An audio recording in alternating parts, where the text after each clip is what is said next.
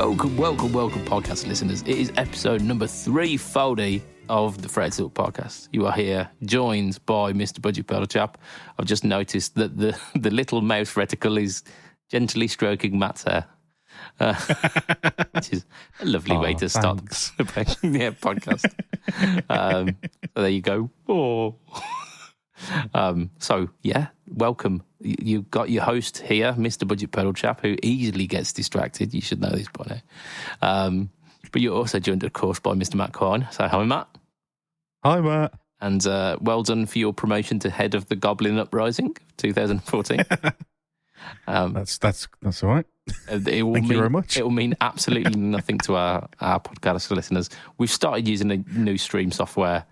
We mentioned this last week, but I realised that not only could we put our own custom name badges underneath, I can't remember what my one was last week, but it was definitely not Budge. And then I've realised we can put little almost like job titles underneath. And I've got Pedalboards of Doom because I was using this to record some video for Pedalboards of Doom. And Matt's given himself a promotion. I have. I mean, they say you've got to dress for the job you want, not the job you've got, haven't you? So I feel that's what's going on here. And I don't think that a Goblin Uprising in 2024 is out of the question. I think it might really be on the cards.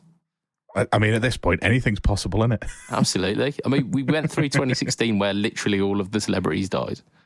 Yeah. And then, shit hasn't been right since. Yeah, I remember thinking 2016 was like a weird kind of low point for news, and I was so wrong about that. Yeah. Yeah, I remember thinking it was like anomalous. I thought, this has been a really kind of shitty year. The next ones are going to be fine, and it just hasn't. It's just been really bad since. Fallen off a cliff since, yeah. Yeah, I mean, we had that entire kind of 2 and a bit years of just shutting the world down. That was odd, wasn't it? Bit of a strange one. So anything after that, I mean, anything goes. Goblin Uprising, fantastic. Yeah, carry on. Yeah, you heard it here first, people. Yeah, and I don't think the goblins are going to be any worse than what we've got at the moment. I'll be quite frank. Yeah, so this is episode number 340 of the Fred Silk podcast, of course.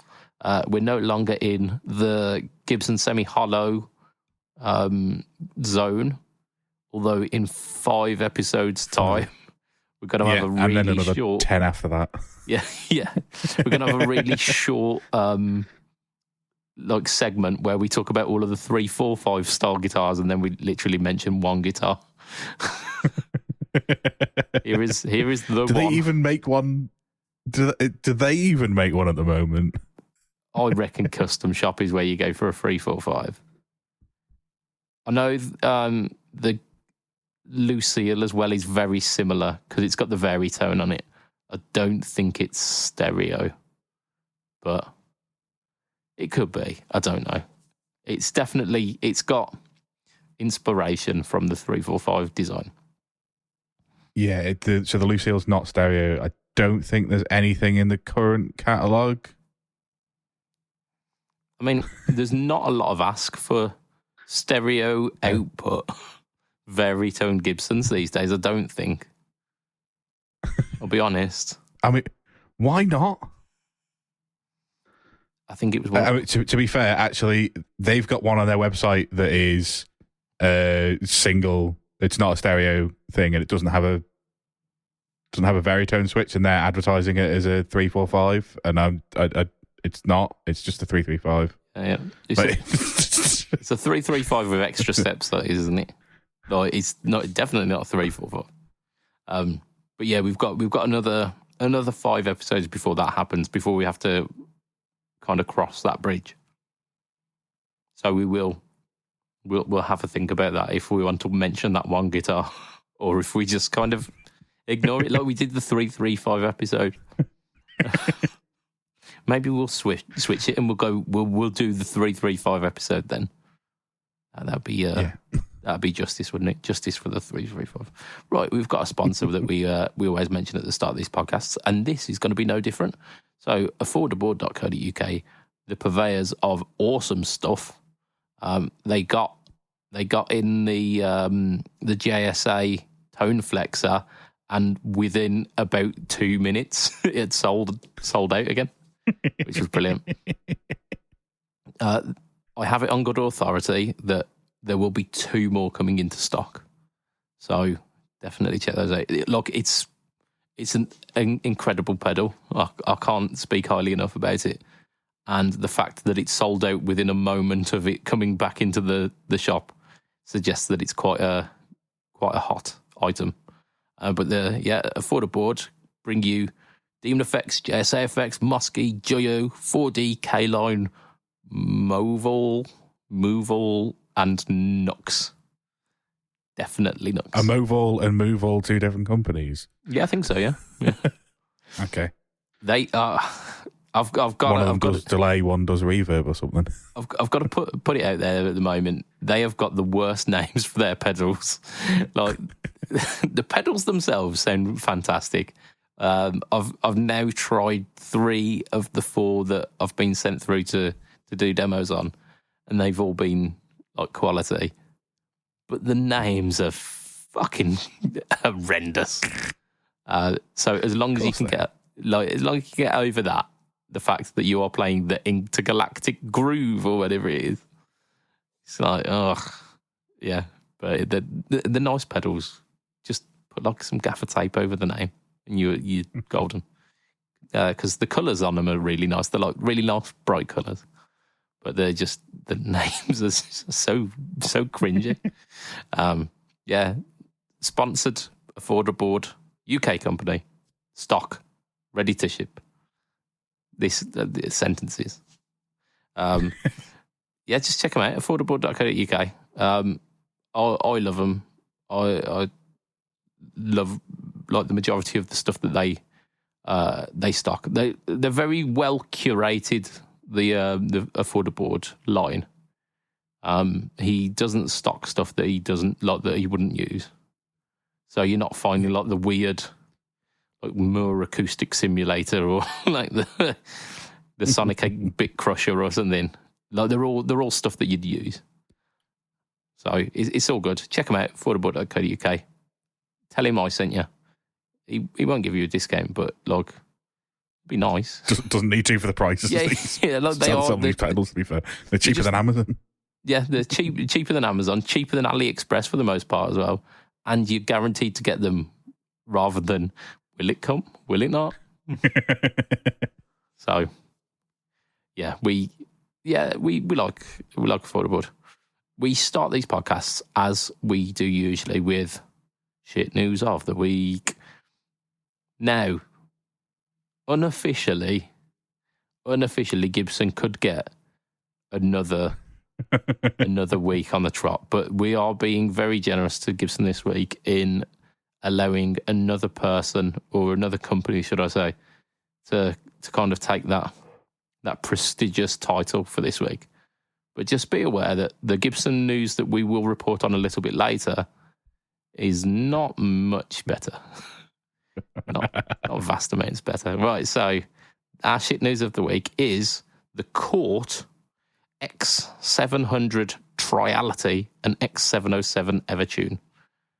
So these are Ibanez looking courts, I think is the best way of describing these. They look very similar to the Ibanez, what are they called? The Ibanez RGA, I think it is. The RGA series looks very similar to this. So I'm gonna prefix this one.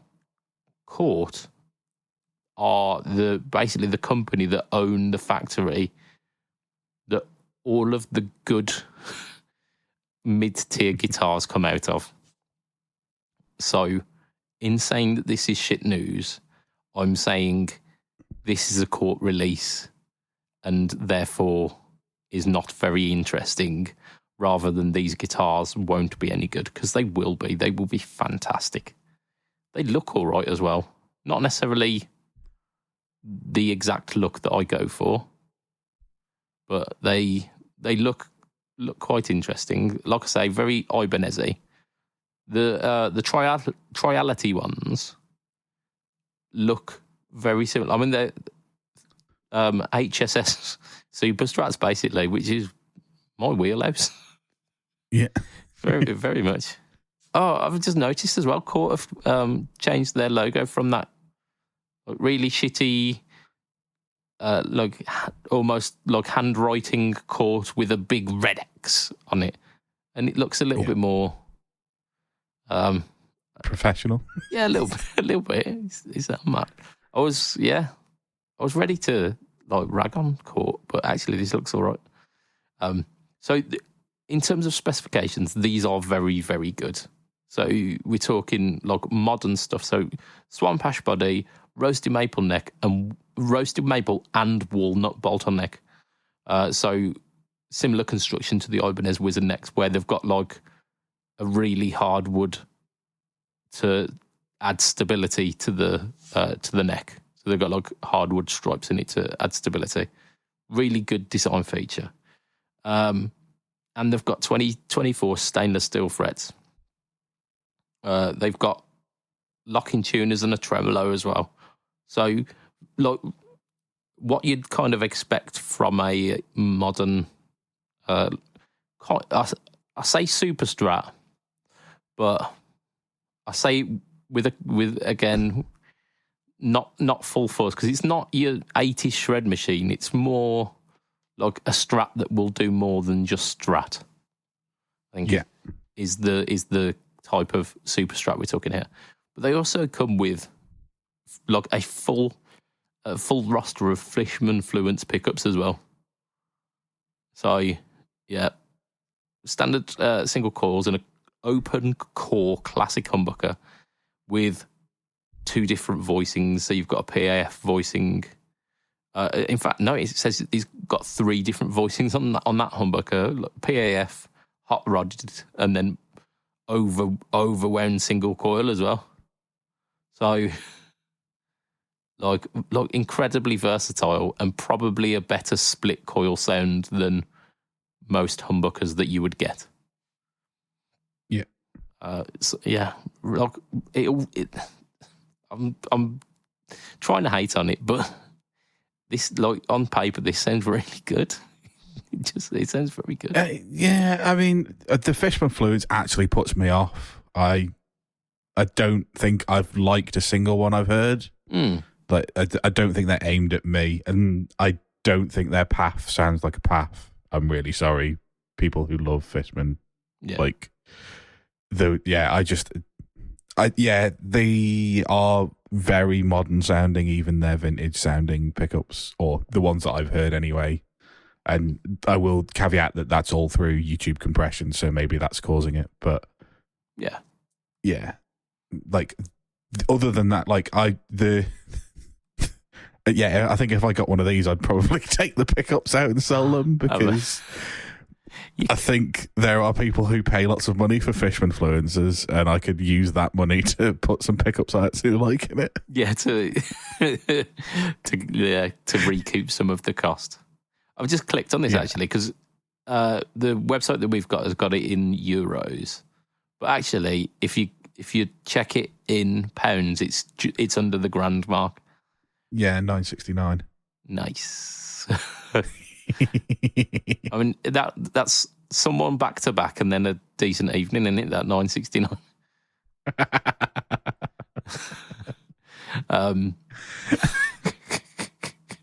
Oh shit. Yes. So actually, like, in terms of the spec versus the price, it's incredible. However, the reason that it's got caught on the headstock. Yeah, it's devalued itself by putting its brand name on it. Like, if it was done on behalf of anyone else, like if this was the new PRS Triality, you'd go 969 for that spec. Absolutely, get in my basket. I'm checking that one out now. But because it's got Court in it, and Court for me has been sullied by the cheap starter pack courts that were the only courts that were around when I was growing up. Is that court to me is very similar to putting something like Jet guitars or like Harley Benton guitars on the headstock. And this is, it's no disrespect to Jet or Harley Benton, but if either of those companies tried to charge me $1,000 for an instrument, I'd be laughing in their faces too. So yeah, and that's really like the thing, and also like, I don't want to accuse them of anything, but they make guitars for Schecter, yeah, called the Reaper that look exactly the same as these 6 strings. okay, that you know, with the like, so the way the finish is, there's like a big stripe of like unfinished on one of the 2 finishes, yeah, and the other one is like open pore black, which is what my PT is. And again, check to do that, both of those kind of finishes. There's on HSS, they're HH, so I guess that's the difference. But like, obviously, for Schecter's HSS, you got the Nick Johnston, and I think there's a couple of other shapes. But like, they're already making this body shape for another company out of the same place. Yeah, and I'm gonna be more confident in a guitar that's got Schecter written on the headstock than I would be with a guitar that's got Cort written on the headstock, just because of not really having any past experience of Corts other than their starter pack guitars from the early 2000s. Yeah. And like, even if you know that they're coming out the same factory, you've got that like that assurance that if you didn't gel with this guitar, or if like two years down the line, 3 years, 5 years down the line, you wanted to come and sell it, if you're selling the Cort, you're getting 150 quid for it, no matter what the specs. Yeah, like, you'd put that up on the marketplace for 500, and it wouldn't even get it looked at because it's got Cort on the headstock. Whereas if it's got Schecter on the headstock, you're easily getting half your money back. If it's got Ibanez on the headstock, or if it's got PRS on the headstock, you're easily getting your money back. Yeah. If it's got Cort on there. And it's a travesty. Don't get me wrong. I'm not saying it's the right, like, yeah, I'm not saying that's what those guitars deserve, because clearly it's not like this. Like you say, the specs of these alone, and the fact that it's coming out of a factory that I've been raving over for 18 months or however long I've had that Nick Johnston, like, and they're the owners of that that factory. Yeah, just it's going to be a fantastic guitar, but it's got Cort written on it, and the logo is a bit more professional, but it still looks like it's Comic Sans. It doesn't. It definitely hasn't got a Comic Sans vibe to it. But I know what you mean. It doesn't have a I'm spending $1,000 on this vibe to it either, does it? No.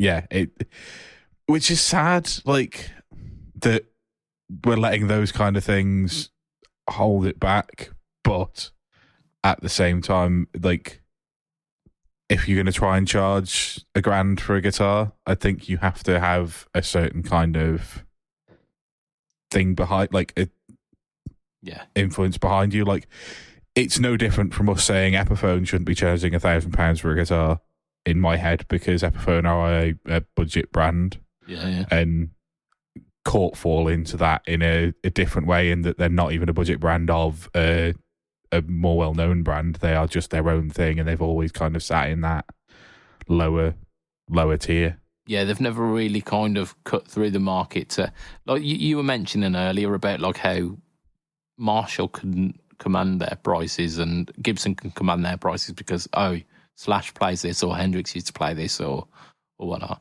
There's to my knowledge anyway, there's no big Cort artist. And I think the biggest one would have been Matt Bellamy when Cort were doing the Matt Bellamy signatures in the Cort factory, like the budget versions in the Cort factory. but even that was under the Manson brand, I believe. It was. So it still doesn't have the clout to send court kind of skyward a little bit, which is it's a shame. And I think we saw it with the D'Angelicos as well. We saw the fact that they were trying to charge 1,200 quid for what is a really, really, really good instrument. But then, however many months down the line, they're actually trying to get rid of them for like 400 or 500 quid because D'Angelico don't have that. And they don't have that. Yeah, I'd heard of D'Angelico like way more than I had Court. Yeah. So yeah, I was just having a look at their website to see if I've heard of anybody, and they name specifically Hugh Manson, who is the guy who is Manson Guitars, and Matt Bellamy. And the only other name that I recognise is Gene Simmons, and I don't think he's really famous for playing a Court, if I'm going to be honest. Yeah, I like it because his axe base has been made by a few companies, and I think it might have been like one of the runs of the axe base were done by Court. Yeah, but I would guess so. Unless you're a huge Kiss fan, that's kind of tangential knowledge, isn't it? And you're not going to them, oh, can I get like the new version of the axe base? No. So, yeah. I mean, I do hope, like, in 12 months' time, they do exactly what D'Angelico did, and that I can pick one of these up for 400 quid. Cause I mean, if that happens, I'll get one. Yeah, I think at that price, I'd be very tempted. Because then if you pull the pickups out and sell them, you probably get 300 quid for a set of Fishman Fluencers off some moron who loves Fishman Fluencers. And then you can buy some real pickups and still have change. Yeah, the guitar actually pays for itself. It'd be brilliant. But it'd be the equivalent of buying a similar kind of price range to Harley Benton, but getting Fishman Fluence pickups as standard with it. So a bit different from the Roswells, aren't they? Oh, absolutely. You could guarantee that those Fishman Fluence you would prefer over the Roswells, even if you're not the biggest fan of those. And speaking of Harley Benton, this is a good segue, this one, isn't it? It's a good one. It is. Yeah, I did a video this week. So it's a video that I've been planning for a couple of weeks, but finally got round to recording it. I think I recorded some of it on Sunday, like Sunday afternoon. And by that point, I'd recorded all the like talking bits, and I was like, I think I could probably get this out for Tuesday if I like really, really put my foot to the floor with it. So I did, and nice. It released. So I was editing like a beast on Sunday night, just editing down all of the talky bits because it's mainly a talking video where I compare the Fire Mist and the Fusion, and I come up with some arbitrary scoring system, and we give points to two, like both of them. We give no points. One gets a point, other one gets a point. One of them gets a minus point. It's a roller coaster of emotions. I will not give away the I'm not going to spoil it. But the poll at the moment on because I also released a community tab poll for it. When it was first released, it was like 52% for the Fusion and 48% for the Fire Mist. And currently it is 52% for the Fire Mist and 48% for the Fusion. So it is the closest poll that I have ever done on YouTube. I think at the moment we're sitting at about 120 votes as well, which is phenomenal. Yeah. Considering like YouTube's about videos and this, like the poll itself is not a video, but people have been weighing in on it, and there's been some amazing conversations in the comments about it. So it's been a really it's paid for itself. Basically, that video has in just warm feelings and goodwill. amongst the amongst my YouTubey lot, because it's been brilliant. And of course, during that video, if you're quite astute, you'll notice that I make a dick joke, which is it's definitely don't even acknowledge the fact that you've done it at any point either. No. Yeah, I mean, it's subtle enough that you can get away with it on YouTube. But it's definitely there. So yeah, it's a video that I'm really proud of as well. So if you haven't, I'd suggest going to watch it, because it breaks down the kind of thoughts and feelings and vibes that I get from both the guitars. And I thought it would help me realise which one I prefer, and it hasn't.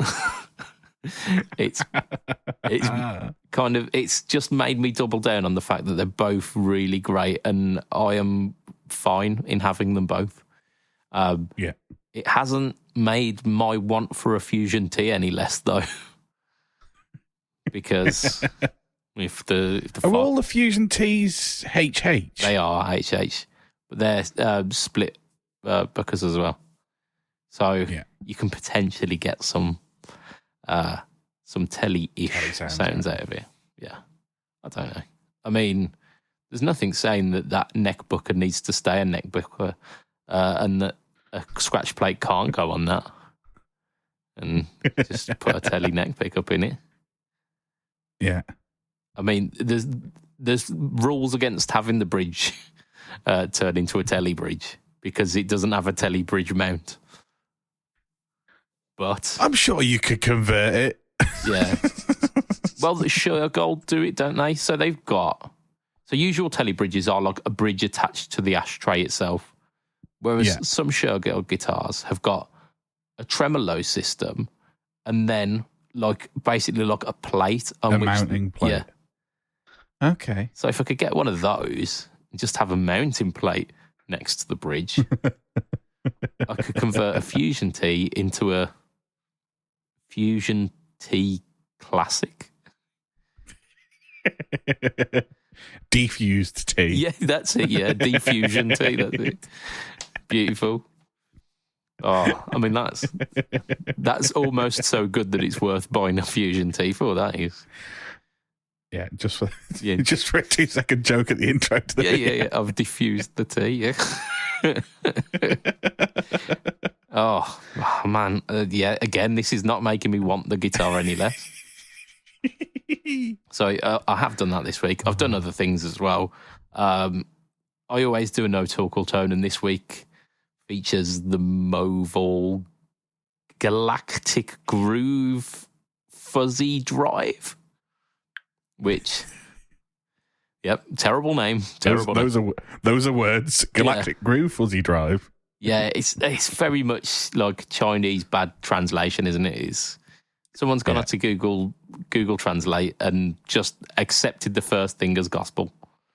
And I mean, they've got a vibe. So all of the Movol ones are based around kind of the planetary and space kind of theme. So it's a thing, but they need some work.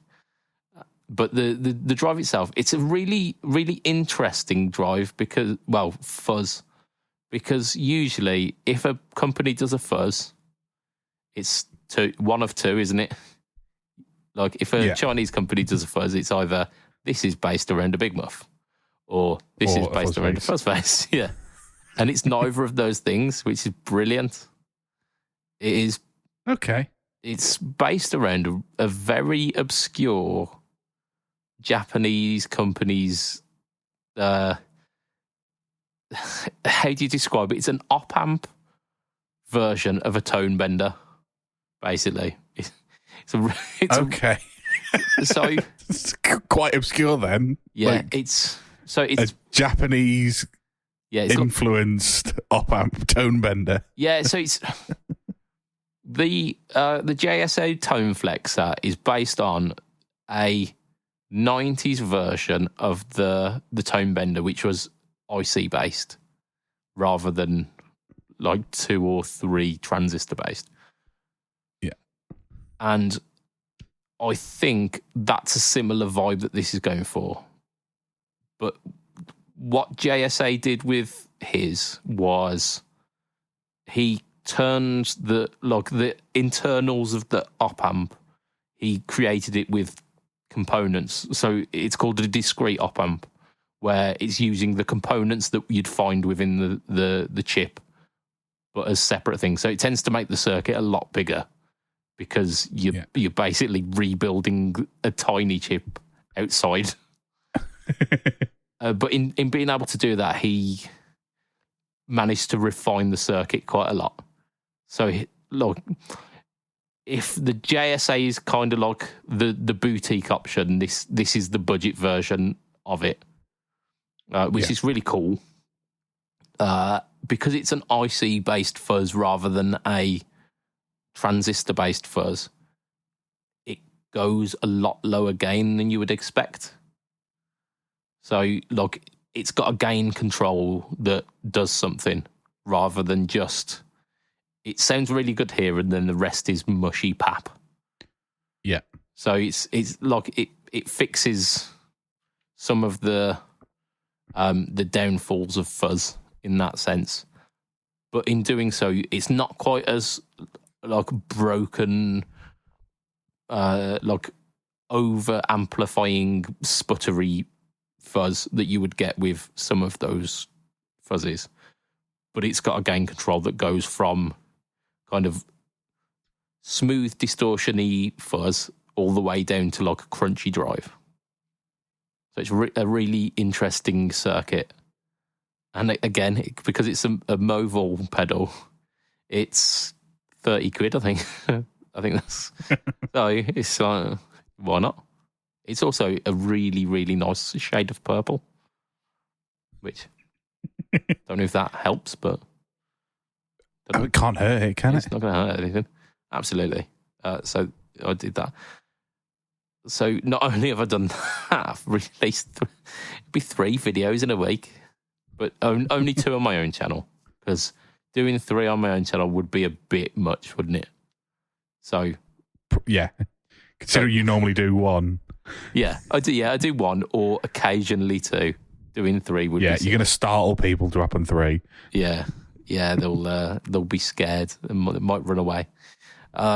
So I thought it's not enough that I'm going to record this really, really intricate video for my channel. I had a fight with Lee to who was going to record the next Pedalboards of Doom video. And Lee actually got there before me and had recorded a video. But then, being the Pedalboards of Doom YouTube manager, I managed to usurp him and go, no, mine's coming out first. No, it weren't quite as heated as I'm making it out. I asked him, I went, like, I've created a basically like a revival of Pedalboards of News, and because mine's time sensitive and yours is not, can I have the first slot? And he was like, yeah, it makes sense. So because basically on, I think it was either Friday night or Saturday, I'd put a message in our little like YouTube chat group and went, like, has anyone got anything for Tuesday's release? And just silence, like radio silence. Like, oh yeah, I messaged loud and clear. So, like, me and Lee said, okay, we'll see what we can do. And then Lee obviously won his one. And I've watched his video, which will be coming out on Tuesday. It's quite good, so it's definitely worth watching. But mine was news related, and it was like a NAMM roundup. So some of the stuff that we've covered in like in the last kind of 2 or 3 weeks, but then there was also a news article about a product that we hadn't covered, and I was really excited about. So I mentioned that one. I'm gonna leave that there. So I'm not gonna spoil it. I think, Matt, you definitely might want to pay attention to this one because it's very very relevant for your interests. Okay, I will go and check it out. Definitely watch it. Please, if you are going to watch it, please don't judge me on the quality of my video, my face cam. Like the rest of the video is fine because I use footage from across the internet, but my footage for my face is incredibly blown out, and it looks like I'm a brighter shade of white than I usually am. So I do apologise for that. But the content itself is really good, and the sound quality isn't bad. So it's not unwatchable. It's just you'll see me being a little bit pasty, basically. Fair. Yeah. I think pastier than normal. You mean? Yeah. Budget pasty chap. I think it was this week. I think we talk about our second runner-up shit news of the week. It was a close second, and the only reason it didn't is because of charity. Because it might be considered slightly rude to poo-poo the people who are raising money for a teenage cancer charity. Yeah, I mean, I don't think we can say raising money for teenage cancer charities is a bad thing. I think that probably would get us cancelled. Yeah, no, just whoa. I'm not saying that raising money for a teenage cancer charity is bad. I'm saying that the release, the way they're doing it. Yeah, the release is not that great. The cause is right. So let's not beat around the bush and dig myself a bigger hole here. Right. So Gibson, yay! Everyone's favourite. I can't even finish that sentence. Everyone knows Gibson. There we go. That'll do. They have announced the Noel Gallagher Special Edition 1978 Les Paul Custom. So, just as a actually, for everyone out there, because it's my chance to be a guitar nerd here and say what it's based on. So, Johnny Marr gifted Noel a Gibson Les Paul Custom in his early career. So in Noel's early career, because he was playing a shit beta of an Epiphone guitar, and Johnny Marr saw them and went, "You can't be playing that, mate." So he just gifted him a Les Paul out of his collection. Quite why Johnny Marr has got a Les Paul in his collection is a little bit beyond me, because this guitar was used on The Queen is Dead, which is quite a famous album. He used different guitars for literally every song they wrote in the Smiths, I think. Oh, there you go. You think about him as a Rickenbacker player, or that the Jaguar, but he released a book this year called Mars Guitars, and it's 400 pages, and each one is a 2-page spread on a guitar that he used in one of the songs that he's written. And literally, it seems like once a guitar has been used to write a song, he puts it down and picks up another one and writes a new song. It looks like that's what he's doing, because he's got so many guitars. And yeah, I didn't realize that. But he's got hollow body Gibsons and Les Pauls on Smith's records, and I'm like, they all sound like Rickenbackers and Jaguars. Yeah, it's all really kind of present and bright. It all sounds very chorusy as well. So could it be a 12-string, or is it just saturated in chorus? I don't think there's much of a difference. Because of the way that he sets up his sound, I don't think the guitar's making a lot of the percentage of that sound. Yeah, I think you're probably right. But you know what? He had a Les Paul Custom in his collection, and he let John. I was going to say John Lennon. He didn't let John Lennon. He let Noel Gallagher. He went back in time and let John Lennon borrow it, and then Noel Gallagher would play it. To be fair, I think Noel Gallagher probably thinks himself as a modern-day reincarnation of John Lennon. Yeah, I mean, there is some stuff to be said about the parallels between Oasis and the Beatles. By parallels, I mean blatant plagiarism. Right. So, yeah, Gibson and Noel have done a really, really cool thing here with this run of guitars, in the fact that the reason why they're doing it is because Gibson are releasing, they're opening a shop, a kind of shop museum thing called the UK Gibson Garage, or Garage, depending on whether you're posh or not.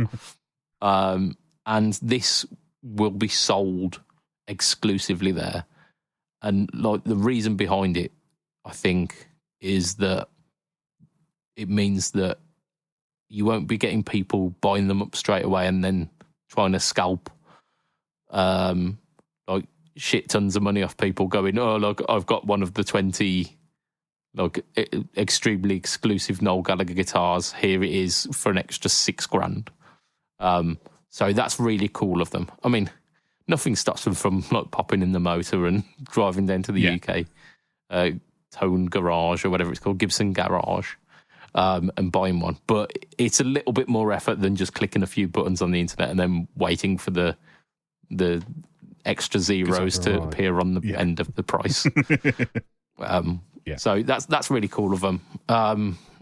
What's his face? Noel is hand signing them all as well.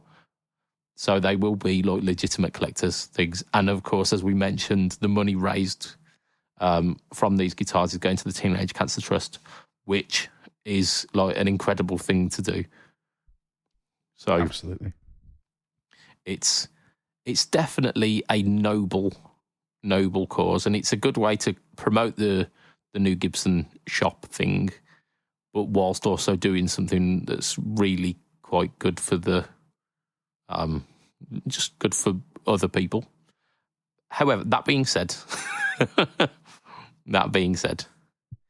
it's a black Les Paul custom. Yeah. So it's a black Les Paul custom. It's 1978 a particularly sought after year for the Les Paul customs? No. So the ones that were the 70s and 80s were considered really, really bad years for Gibson, to a point where if Slash hadn't come around in the 90s and saved them with his Les Paul copy, then they could be in serious trouble now. Yeah. So not a particularly sought after vintage. However, it's probably going to be a decent guitar. I mean, it was used by Johnny Marr, so it can't be all that bad. And then Noel used it for the early point in his career, basically. Yeah. And they did all right, didn't they, Oasis? They did all right. Yeah, I mean, this is used on What's the Story, Morning Glory, which is probably their biggest album. Yeah. Oh, yeah, I've heard that. I would say. I think my brother used to own that album. So I'm pretty sure I've heard it. Yeah. But yeah, it's certainly it's got some iconic Oasis tracks. If you're an Oasis fan, I'm sure there's lots of people that don't like Oasis. I actually quite enjoy Oasis for what it is. I don't think they're the world's greatest songwriters, but they write some good pop rock, as far as I'm concerned. It's that, isn't it? It's harmless pop rock, isn't it? And it encapsulated the feeling in Britain at the time, because that kind of early to late 90s, mad for it kind of lads. Yeah, that kind of culture, but before it became proper seedy lads. It was more of a let's go out every weekend and let's live life to the fullest kind of vibe to the youth of Britain, where you're thinking Oasis, but you're also thinking Creamfields and all of the kind of the dance and trance wave of the UK that kind of spilled out into the pop charts as well. And Oasis were one of those bands that really encapsulated that. that part of UK youth history. And Blur hated them for it. Because like as good as Blur were, like Blur were probably musically a better band, like a more accomplished band. They weren't quite as big as Oasis.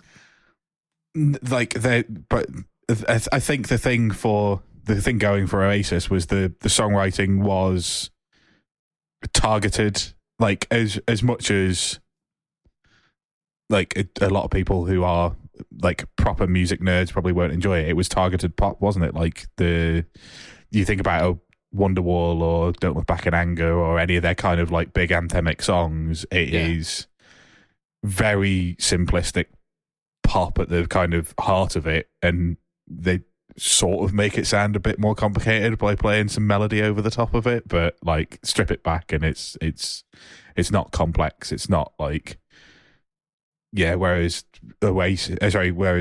Blur kind of tried to do the more complex rock stuff that wasn't as mainstream, I would say.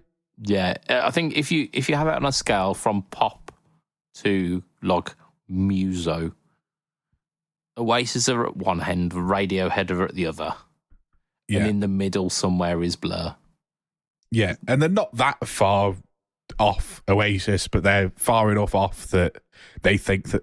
Well, certainly, I would imagine their opinions are that they're better than or better musicians than Oasis. Oh yeah, I wouldn't doubt that. Like, there's like been multiple issues of like guitar magazines where they're dissecting Graham Coxon's like techniques and his like interesting voicings for chords in certain Blur songs, and then like there's a little section of the guitar thing where it's like, and here, say you play the Oasis song, you know how to play G, yeah, that's it, yeah, and then there's an E minor, yeah, carry on, yeah, and it's kind of that.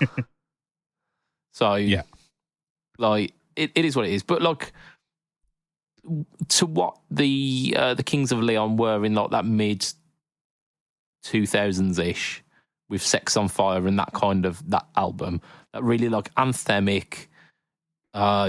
Mainstream enough that people who don't like rock know it and will get up and sing along to it. It was that kind of thing for an earlier generation, when it very anthemic. Like you just got to watch whenever any of the like Oasis live shows come on, or like whenever Noel does a show and does Don't Look Back in Anger, and he just stops singing halfway through, and then the chorus of the people, like the massive crowd in front of him, are just finishing it off for him. That's what that band is, isn't it? Really, it's that anthemic kind of unified voice thing, isn't it? Yeah, and like you say, like for this particular guitar, like it's not what he's well known for, but those of you who are a bit nerdier about it and know that he went and he got this off Johnny Marr, and obviously Johnny Marr's himself like used it on quite a famous album. So like this is more for the musos than it is for like, because if you asked anybody off the street, they'd either say the Union Jack guitar or the red Epiphone 335 Sheraton. I thought the Union Jack one was the Sheraton. And I've seen him play like Gibbo 335s. No, his main guitar is a Japanese Epiphone. Oh, is it? The 335 his brother put his foot through the day that Oasis split. Wow, that's what did them off. I mean, yeah, that would be quite the kicker, that would, wouldn't it? It's a Riviera, the red one. Okay, so that's a Casino without the centre block, that is. Or is it? No, the Casino doesn't have the centre block. The Riviera doesn't have the it's the Casino block. with a centre block. So it is a 335, just a Epiphone branded. But his is like a 70s or 80s Japanese made one, as opposed to a Chinese one from the modern era. Yeah. I mean, like back in the early 2000s, they used to do like the Japanese made Epiphones. They still used to have them in the catalogue. You could buy like a legit. I think they were doing casinos back then, because I know they had a John Lennon one as well, and it was like $1.50. And you're like, whoa, for an Epiphone. Yeah. Oh, sweet me. How young and naive you were. But like that guitar would have been absolutely phenomenal, I bet.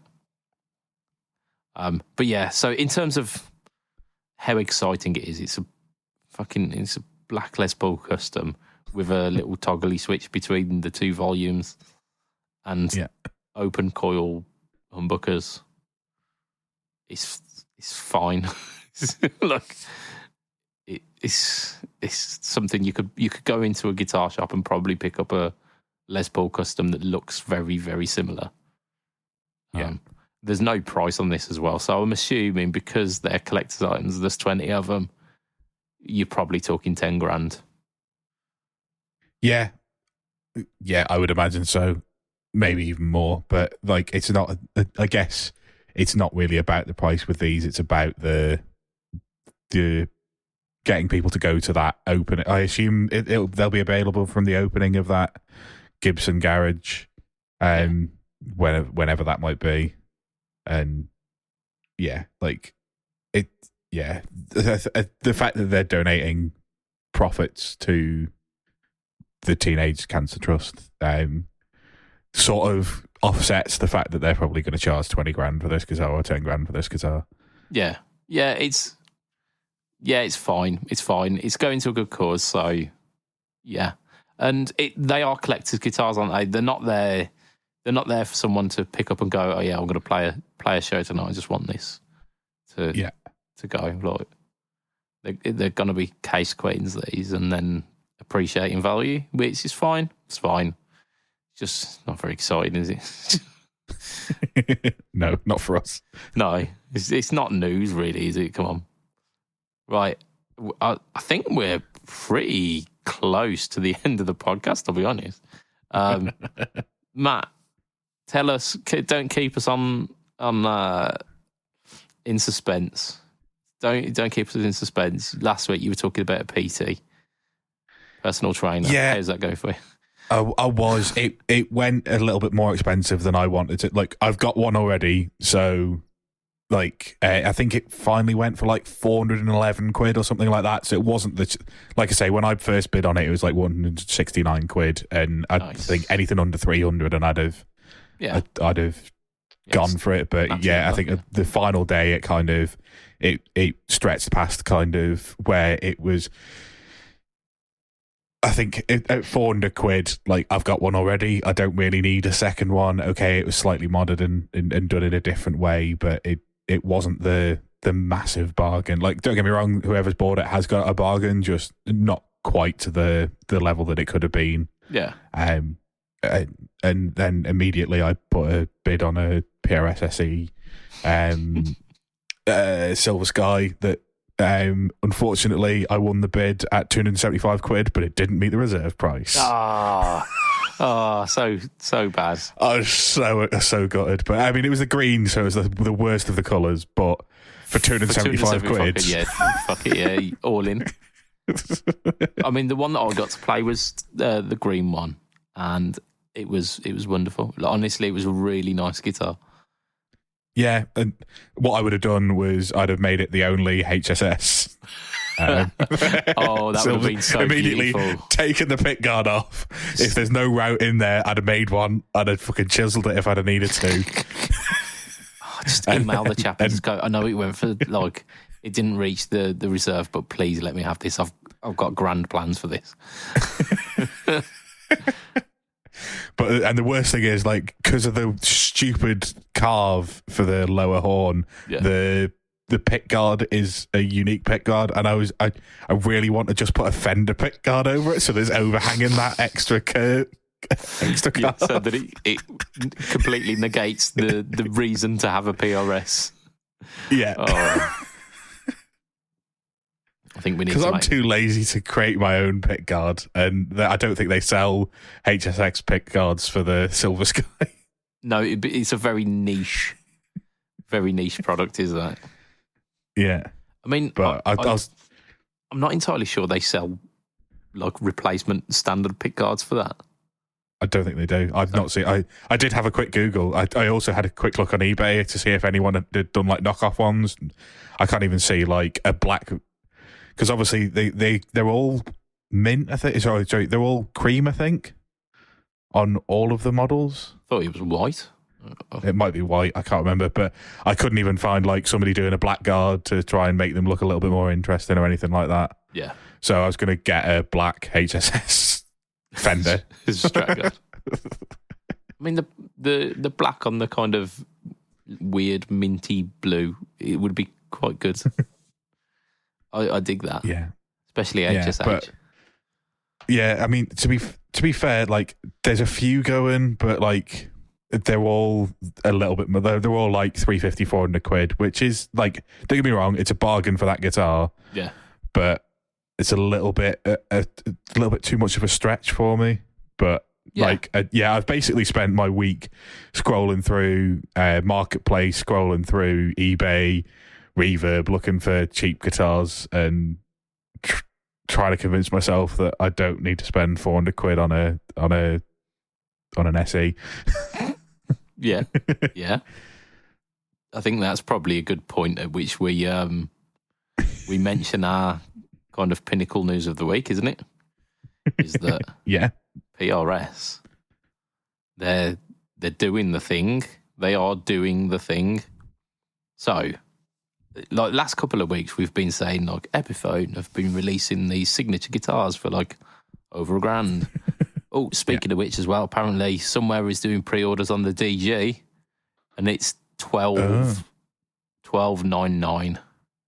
Wow. Yeah. Wow. Yeah. I've not seen it yet, so I will not believe that until I see it. Yeah, I was going to say, like, until I see like actual evidence that it is $12.99. Yeah, because I was convinced that 1,800 would be a safe bet. But yeah, because it's got Gibson pickups in it. There's no way it's $12.99. I don't believe it. Yeah, maybe it's $12.99, but you have to pay extra to have pickups installed in it. Right. Yeah, I mean, that does make sense. That's the Epiphone way. But like we've been mentioning the last couple of weeks about it, like Epiphone have been upping the prices to kind of £1,500 ish for signature instruments. The Adam Jones as well coming out $1,500 pretty much, which is just the same Adam Jones but with a Gibson headstock. And yeah, look, just the Epiphone price is kind of bumping up and up and up. PRS are doing the Lord's work here for us and have just went, no, none of that nonsense, thank you very much. Because, I mean, their prices have remained pretty reasonable. I think, like, they're kind of pushing towards the £700-800 mark.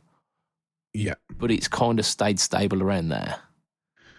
Where... Yeah, I mean, like, I'm trying to think of the... Because they had that.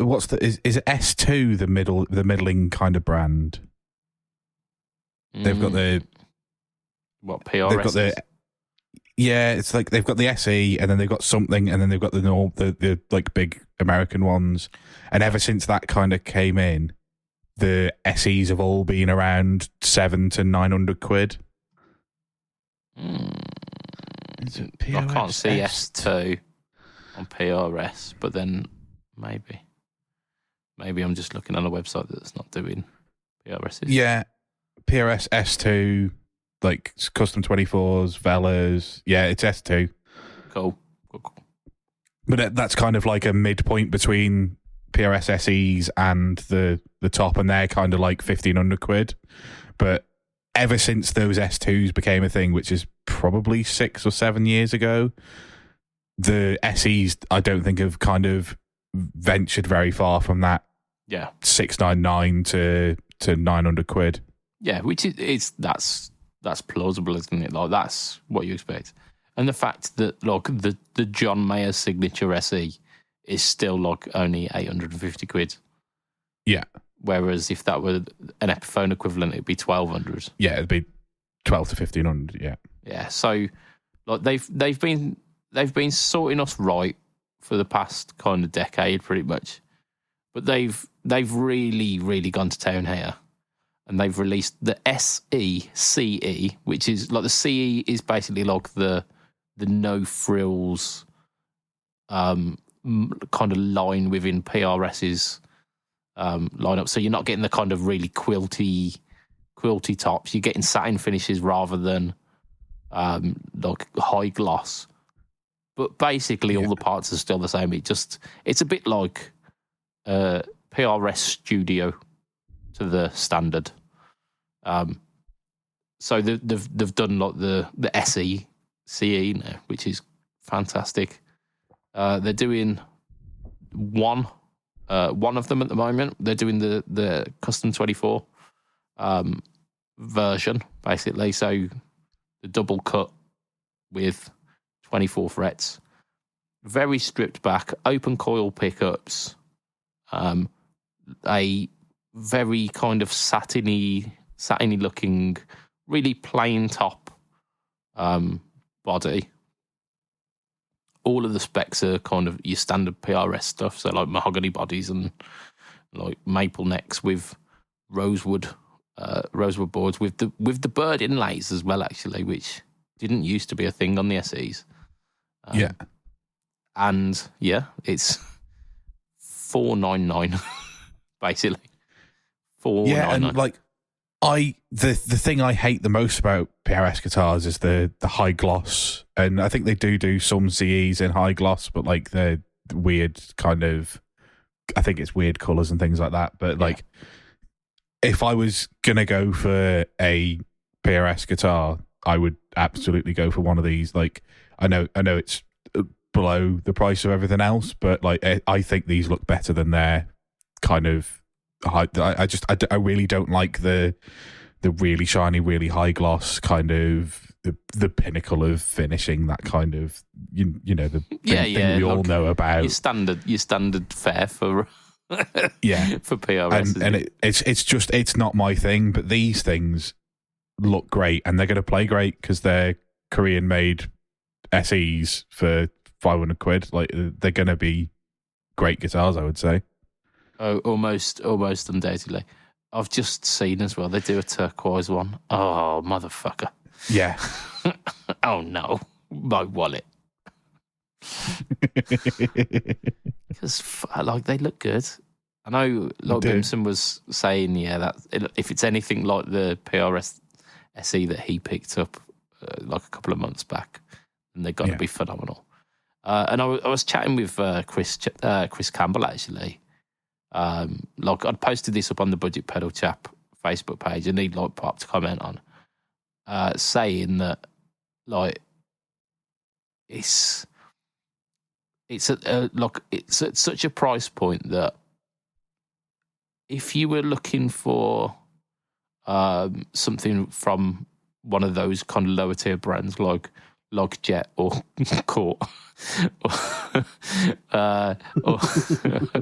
or Harley Benton, and you're paying $350 for that, you'd be tempted to just save that extra couple of, like, save an extra month, save an extra 2 months, and go for this PRS. Get one of these.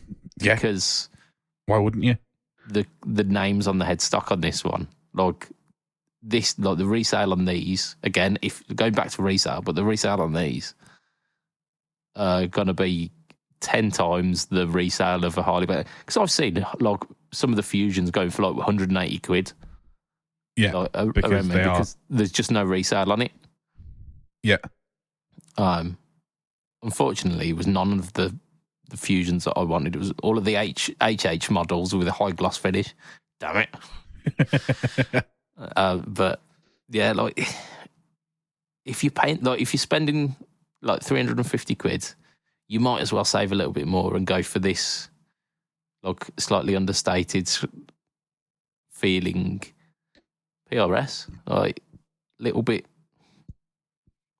nicer, like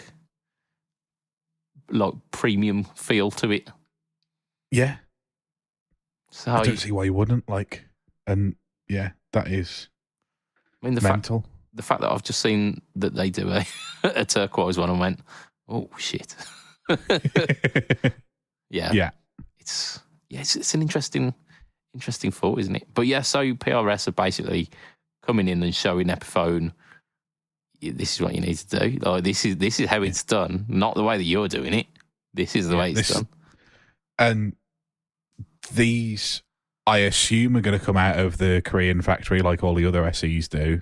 Yeah, you'd assume so, yeah. So I am going to put my neck on the line and say this will play better than any of the 1,500 quid Epiphones that are out there.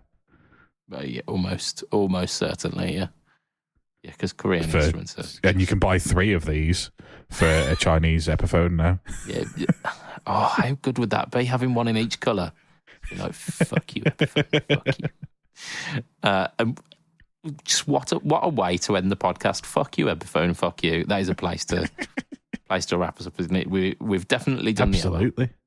the hour. What we're going to do now is we're going to extend a thank you to our listeners, you beautiful people, for making it this far.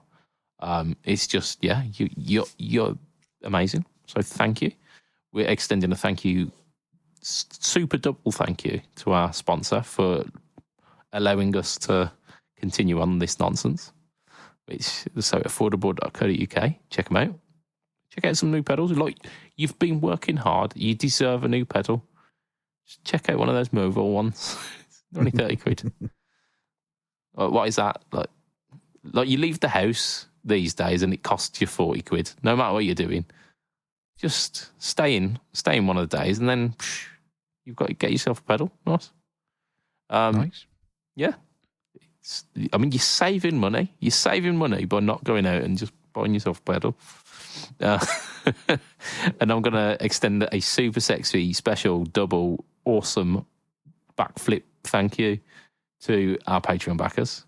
I can't do a backflip, I'll be honest. I'm writing checks that my lower back can't keep. But our Patreon backers, for as little as $2 a month, you sexy super crew, you could be part of them. Like, it's exclusive. It's definitely behind a paywall, but you can be part of that. $2. What is it?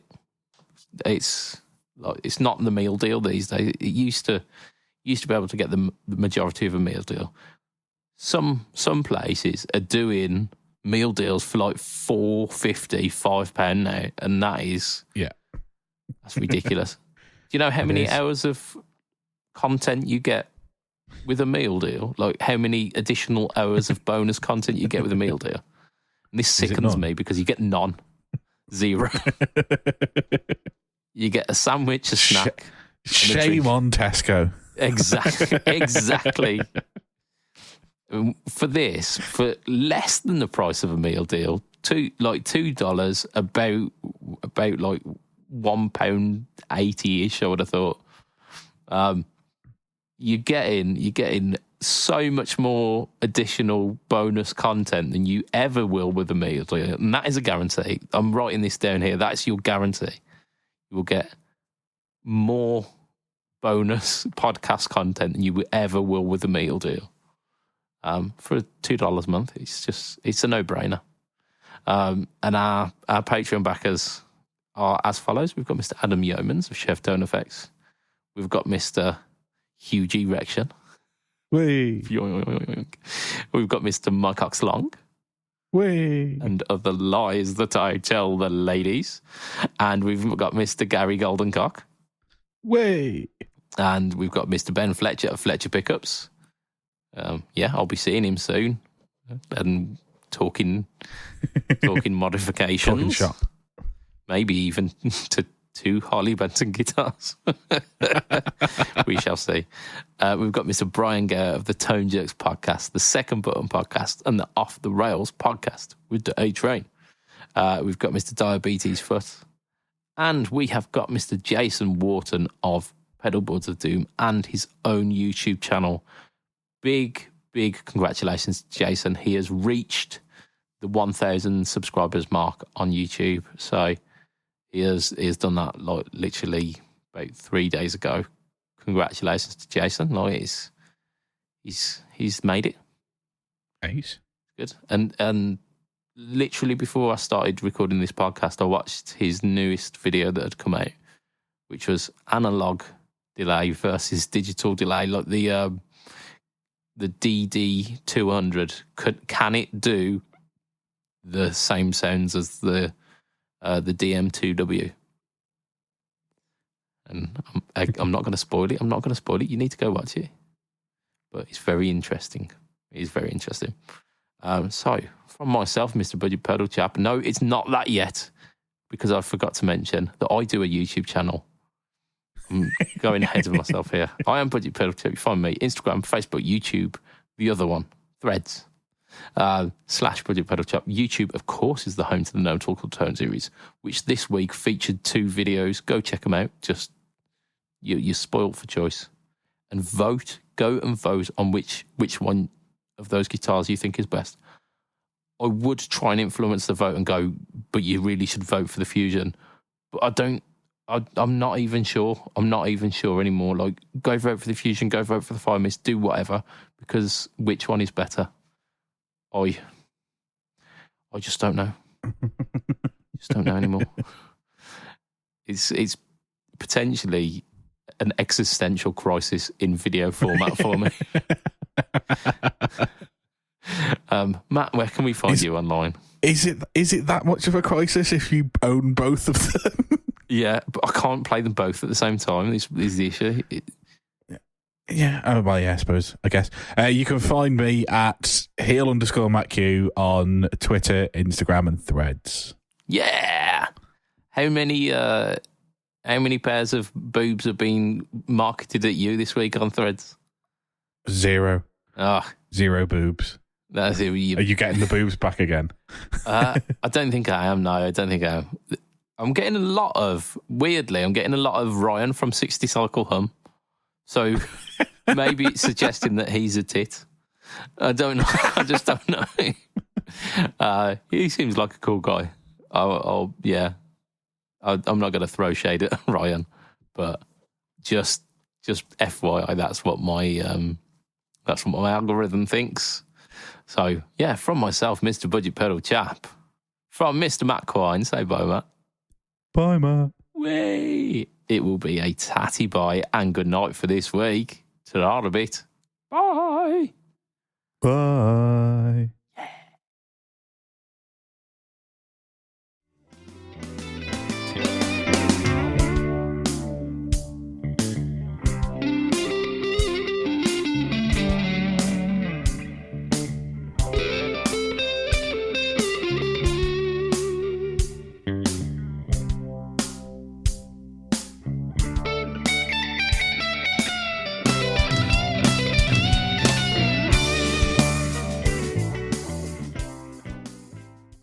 Scientists have successfully grown human vocal cords from stem cells in a lab.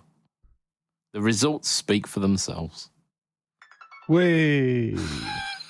I got a little prize sound then.